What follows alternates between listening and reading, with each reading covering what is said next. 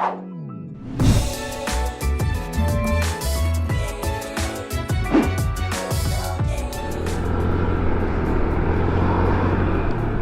magandang araw mga kababayan. Dito tayo ngayon sa San Pablo, Laguna, going Chaong, Quezon, no? Sama lang natin sa update natin ngayon. March 5 po, araw ng linggo. Itong Kapanapanabik, no? Isa sa talaga namang magpapabilis pa kung kayo'y pabicol o pabisayas, malaking tulong ito. Ito po yung ginagawang SLEX TR4. So babalikan natin yung Chaong segment o Chaong interchange. Check natin yung kaganapan na last update natin mga 5 months ago na yata. Yung huling darating natin dito, tingin ko naman ay malaki-laki na improvement. Kahit sa Google Maps, kitang-kita na po yung ginagawang expressway.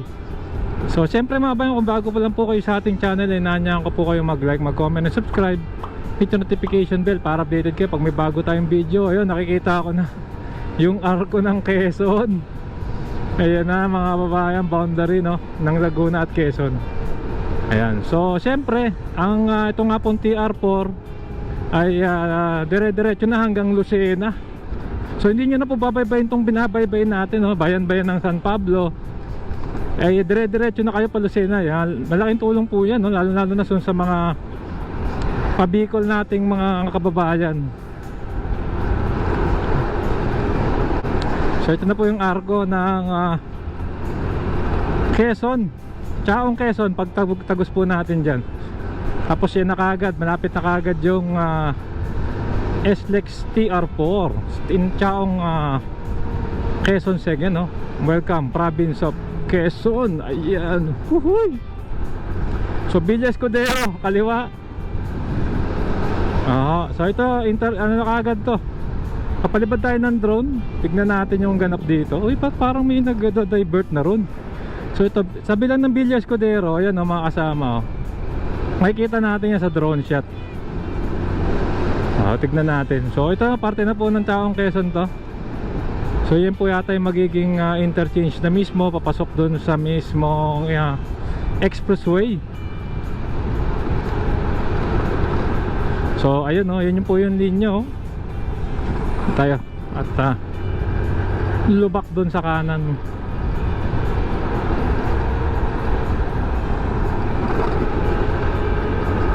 Ayan, so ito na po yung mismong linya. So tatago muna tayo dito sa lilim para mas makita natin tong ganap dito.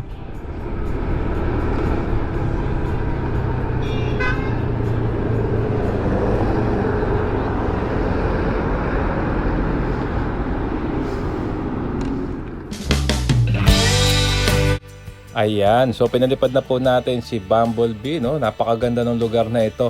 So ito nga po yung Chaong Interchange. Ito nga po yung pinanggalingan natin, no? From San Pablo. At yan na po mga kababayan. Ayan, no? Tignan nyo po itong dati po pinakita ko to as cloverleaf. Hindi raw po ito clover, or ito lang daw po ay isang trumpet. Kasi nga hindi siya kompletong apat po, no? So ayan, hanggang dito pa lang po mapapansin nyo, diretso na po ito ng Lucena. Yun nga lang, parang siguro may right of way issues pa ron, kaya hindi pa nagagawa yung mga preparatory works, no? Pero kitang kita na po rito malapit sa City Mall, Chaong, Quezon, ito pong interchange. Ayan, so talaga namang mala Bicol Express to, no? Mas mapapabilis na yung mga biyahe ng Bicol, hindi na po dadaan ng bayan-bayan hanggang Lucena. Dyan pa lang mag-i-start. At ayan, so ito na po ang nakikita nyo, no? Talagang kitang-kita na yung groundworks. Sana nga po, no? Dagdagan po yung mga puno. Mas maganda talaga pag mapuno yung mga lugar. Ayan mga babayan, ng Chaong Interchange.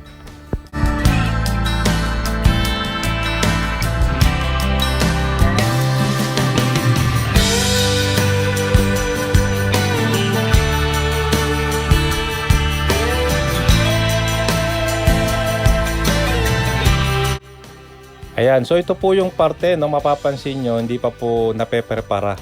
So ito po yung tumbok na po nito, yung Palucena. At hanggang dito pa lang po yung mismong TR4, no? Baka mauna pang buksan hanggang dito sa Chaong Interchange. Pero tignan nyo mga bayan, sa future ay dire-diretso na ng Lucena ito.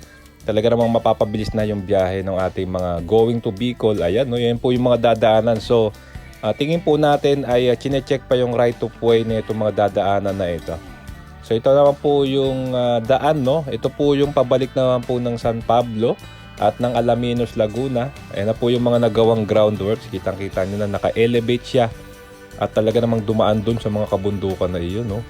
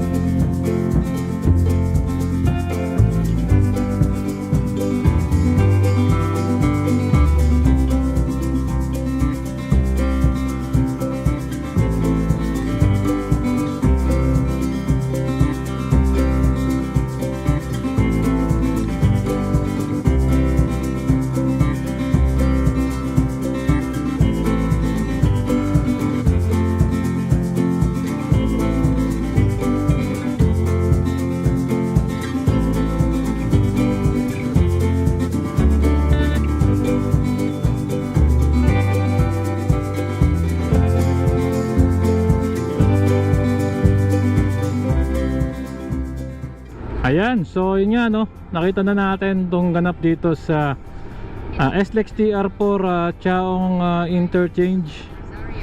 So ngayon mga kababayan, samahan nyo ako, no, puntahan ko sa separate vlog itong pinuntahan ni Jessica Soho. At nakita ko na rin sa aeroplano itong Lake Ticub. So anyway, ano pong masasabi nyo, no? Parang ito na po ang next sa Bicol Express. Katalagang mapapabilis, no, yung biyahe. Kung pwede nga lang irekta na to hanggang ano sana, no, kahit Legazpi Albayl man lang sana, malaking tulong. So yun nga po, check po natin ang mga susunod na kabanata.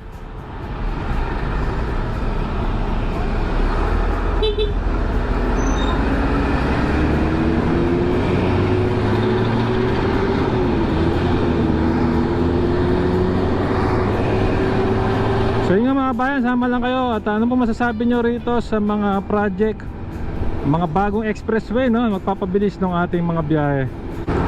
Maraming pong salamat mga bayan. Kung nagustuhan nyo itong video, inaanya ko po kayong mag-like, mag-comment and subscribe, hit yung notification bell para updated po kayo pag may bago tayong video. So yung update po natin na ito ay ngayong May 5, araw po ng linggo. Maraming po salamat, keep safe at malasakit.